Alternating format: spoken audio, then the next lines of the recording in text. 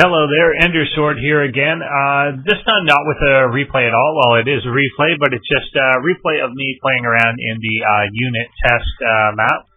This is unit test map solo, I believe.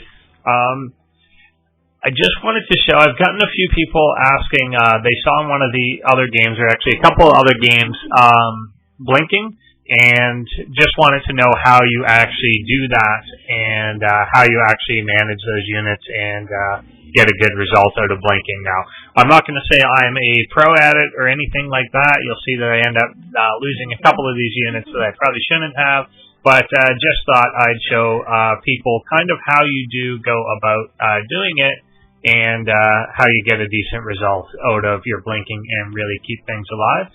A lot of people get daunted by the idea of controlling units individually and actually selecting individual units, and they get a little flustered in the attack itself. So I just wanted to show how we go about it. So I'll just pause it right there to say what I wanted to before. You'll note there will be a selection ring around what I have selected in the actual game, and you can see when an attack is coming in like that. It's not guesswork to begin with. I pretty much know which unit I'm going to have to blink first, so you can actually pre-select the first unit or first group of units, depending on the size of your army, that you're actually going to pull away. And then you don't want to pull them away any particular distance. I'm actually going to slow it down during the fight just so you can actually see what is going on. So I know since this guy is in the lead, it's really going to be him or him that ends up being pulled away first. And as the engagement happens, that is the case. You want to try and pull them away just as their shields start to break. You can get caught behind there and kind of play catch up a bit, and I do lose one there.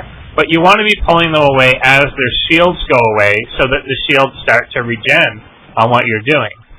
Here I'm using the cliff as well to help pull down to the low ground, meaning that the last lings would have to run around. But basically, out of that, I started with 10 stalkers fighting, I think I had 24 lings there, 24 or 26 lings, and by the end you still have 7 left. If you let those simply charge directly at each other, the lings would decimate the stalker. It would be the end of the stalkers. So by doing this, you pull away, and a lot of these are actually in good shape. A few of them I let get way too low. Someone a lot better at this would end up with almost everything in the green still. So again, I'm not a pro at it, but that is how you go about it. It is important to have your health bars on. I see a lot of people have told me that they select the group, and then they select one that looks like it's getting low, and then pull it away. That's not ideally how you want to do it. It's a lot more logical, I think, to look at the actual units themselves, look at the formation they're in. You're going to know who's getting hit because you can literally see them getting hit. And by having your health bars permanently on, you'll know right at what time you want to pull them off.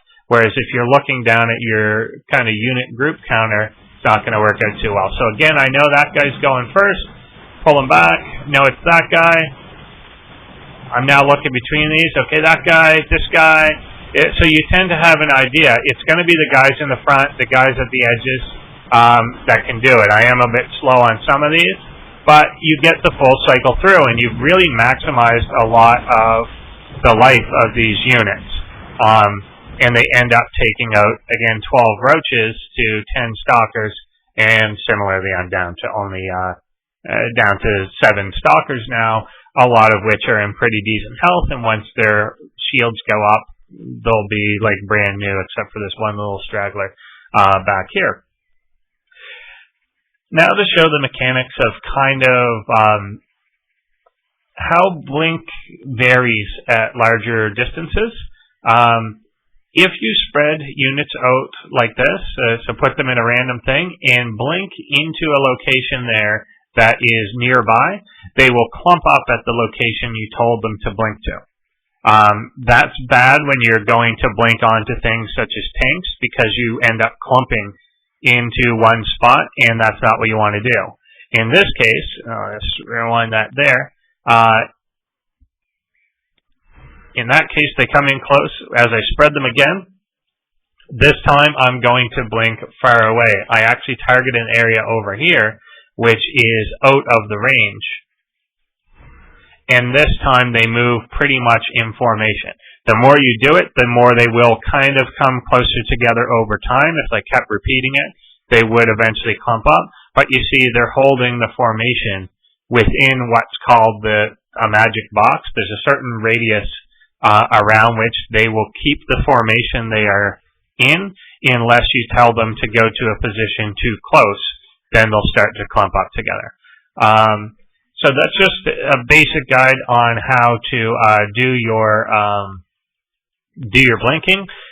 It's not as daunting as it seems. It's often just about remaining calm in a situation, trying not to blink them as a whole group. And you can, if you're in a larger fight, obviously I used only 10 here, but you can, say, box the front 3, pull them back, box the next 3, pull them back. If you're in a larger fight and you don't think that you can handle doing it individually, say 30 stalkers against 40 roaches or something like that, then blink them in waves back. One good thing is you don't have to be super precise. If these guys have already blinked and these guys have not, and I just select the whole thing and hit blink, only the ones with blink cooldown done will go. So you don't have to be overly precise in doing it. Practice that. Use some of these practice maps just to do that. Launch a little fort set yourself and go. There's a lot of trainers out there specifically designed to give you micro scenarios. Darglian's micro trainer is a great one. Darglein. Just type that into create a game, and you'll see he's got a micro trainer and a multitasking trainer out. They're both excellent.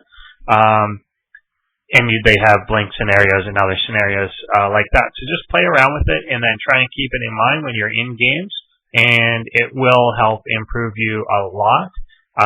Keeping these alive it's one of the things that really drew me to Protoss as my main race. I just like blinking. It's just, to me, one of the coolest mechanics in the game, and there's almost no skill cap to it, or at least not that I'm near. I guess at the pro level there is, but you can almost always get better at using it, and it's just a really fun mechanic. So people ask how to do that. That's basically how. Go out there and practice. Thanks for watching.